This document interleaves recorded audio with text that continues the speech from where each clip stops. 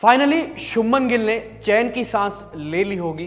एक self satisfaction Shubman Gill को पूरे तरीके से दोस्तों मिल गया होगा। विशाखापट्टनम टेस्ट यानी जो दूसरा टेस्ट मुकाबला है भारत और इंग्लैंड के बीच में, और भारतीय टीम की जो दूसरी पारी, भारतीय टीम जो है 253 बनाकर ऑल आउट हो गई, पर लेकिन शुभमन गिल ने सेंचुरी लगा दी। वो उनकी तीसरी टेस्ट सेंचुरी थी और पिछली 13 पारियों में शुभमन गिल का ये पहला 50+ स्कोर था। तो राहत की बात तो है ही शुभमन गिल के लिए, क्योंकि पिछले कुछ टाइम से कुछ सही नहीं हो रहा था उनके लिए।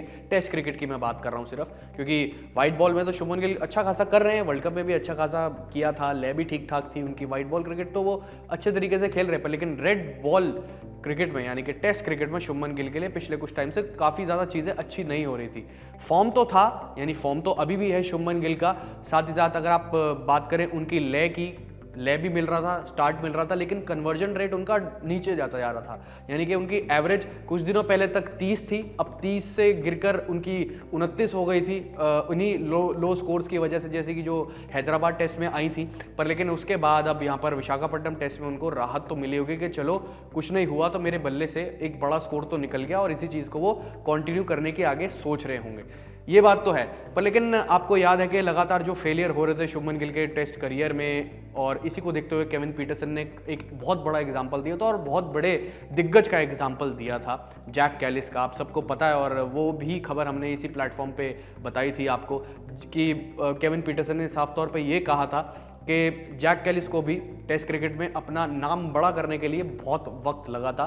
पहले 10 टेस्ट मैचों में सिर्फ 22 का एवरेज था कैलिस का। फिर बाद में जैसे जैसे वो खेलते गए, यानी कि एक बड़ी नॉक आई, फिर उसके बाद एक और बड़ी नॉक आई, फिर आती गई, और उन्होंने अपना नाम इतना बड़ा कर लिया कि आजकल कोई भी कंपेयर नहीं कर सकता पूरी दुनिया में जैक कैलिस को अपने आप से।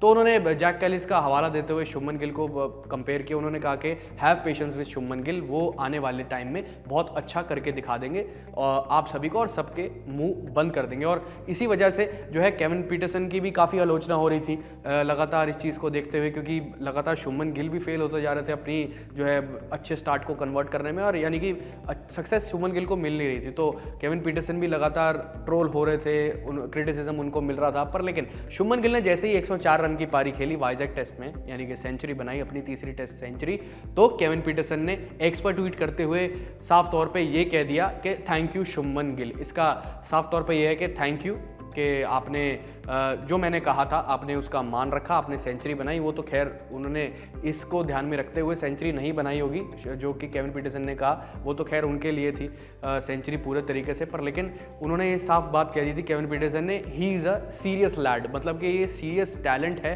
और आगे आने वाले टाइम में बहुत अच्छा करेगा। और शुभमन गिल ने वैसा ही करके दिखाया। एक तरीके से शुभमन गिल ने केविन पीटरसन की बात रख ली और बात मान ली। अपनी राय दोस्तों इसके बारे में कमेंट सेक्शन में आप ज़रूर बताएं, और कैसा देखते हैं आपके, क्या शुभमन गिल आने वाले टाइम में इस लय को जो उनको मिल गई है लो स्कोर्स के बाद, उसको अच्छे तरीके से बुन पाएंगे या नहीं कंसिस्टेंटली। अपनी राय इस बारे में कमेंट सेक्शन में ज़रूर बताएं।